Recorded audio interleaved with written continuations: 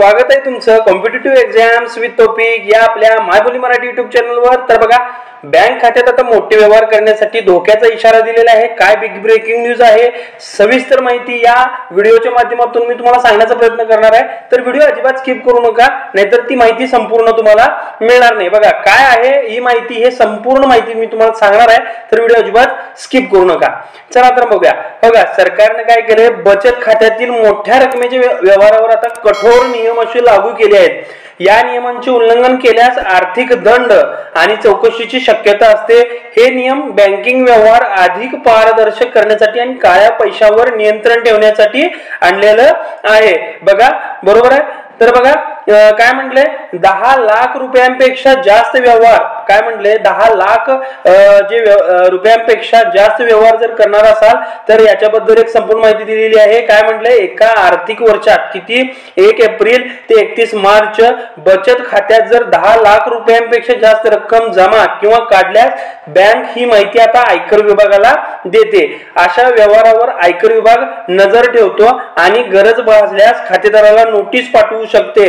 जर रक्कम उत्पन्नाच्या स्रोताशी जुळत नसेल तर तपासणी तुमची आता केली जाणार आहे। बघा, हे एक नवीन अपडेट आलेला आहे। त्याच पद्धतीने काय म्हटलंय, पॅन आणि आधार क्रमांकाची आता अनिवार्यता आहे। मोठ्या व्यवहारामध्ये पारदर्शकता राखण्यासाठी पॅन कार्ड जो आहे तुमचा, जो पॅन कार्डचा नंबर आहे तो आधार कार्डचा जो नंबर आहे त्याला तुम्ही लिंक करणं खूप अनिवार्य आहे आता, बरोबर। त्याचप्रमाणे 50,000 रुपयांपेक्षा जास्त रक्कम रोख जमा करताना सुद्धा तुम्हाला पॅन कार्डचा नंबर देणं हे बंधनकारक असणार आहे। बघा, पॅन आणि आधार क्रमांक नसल्यास बँक व्यवहार आता इथून पुढे पूर्ण होणार नाही किंवा बँक व्यवहार त्यांनी पूर्ण करण्यास नकार देऊ शकते। बघा, सांगितलंय सगळ्यात महत्त्वाची अपडेट आहे। त्याचप्रमाणे काय केले, आता कलम ही आणलेला आहे। कोणता कलम आहे, कलम 269 एसटी अंतर्गत आता मर्यादा सुद्धा त्यांनी जाहीर केलेली आहे। कलम 269 एसटी नुसार एका दिवसात तुम्ही 2 लाख रुपयांपेक्षा जास्त रक्कम रोख स्वरूपात स्वीकारता येणार नाही आणि या नियमांचे उल्लंघन केल्यास काय केले, संपूर्ण रक्कम दंड म्हणून भरावी लागू शकते। उदाहरणार्थ काय सांगितले, 2.5 लाख रुपये रोख स्वीकारल्यास 2.5 लाख रुपये दंड भरू शकताय, बरोबर।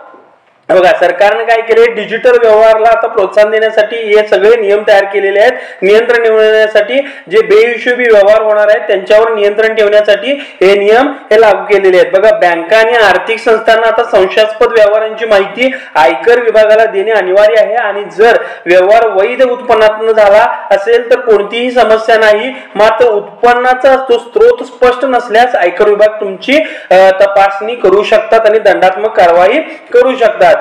मग बघा, तुम्हाला जर काय ह्या जे प्रोसेस आहे याबद्दलची काय त्रुटी किंवा तुमच्या मनात जर काय प्रश्न असतील तर तुम्ही नक्की कमेंट बॉक्स मध्ये सांगायला विसरू नका। आणि इथपर्यंत जर व्हिडिओ बघितला असाल तर खूप धन्यवाद तुमचं। तर भेटूया अशाच पुढच्या एका नवीन अपडेटेड व्हिडिओ मध्ये। धन्यवाद।